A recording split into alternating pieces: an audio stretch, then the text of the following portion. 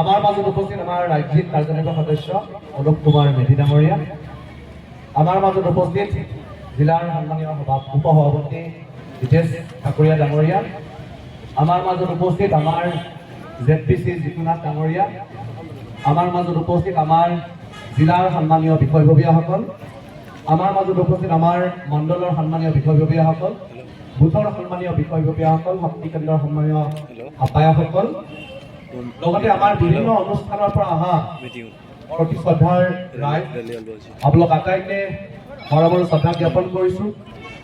আমি সকলোৱে জ্ঞাত যে যোৱা 19 ছেপ্টেম্বৰ তাৰিখে আমাৰ সকলোৰে শ্ৰদ্ধাৰ হিয়াৰ আমঠু জুবিন গাৰ্গ ডাঙৰীয়া আকস্মিকভাৱে তেওঁ ছিংগাপুৰত নিহত হয়, আৰু সেই দুখ আমি অসমবাসী ৰাইজে আমি পাহৰিব পৰা নাই। আৰু অকল অসমবাসীয়ে নহয়, গোটেই ভাৰতবাসী, গোটেই বিশ্বই শোকত ম্ৰিয়মান হৈ আছে। আমাৰ জুবিন দা আমাৰ কাৰণে এটা অমূল্য সম্পদ আছিলে।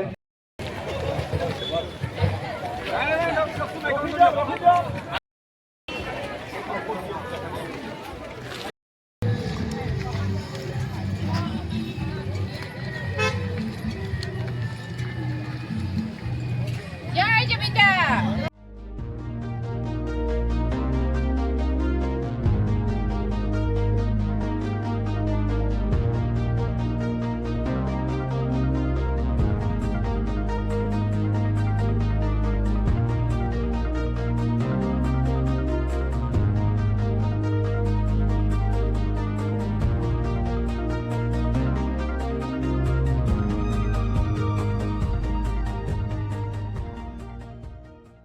Stay informed, stay ahead.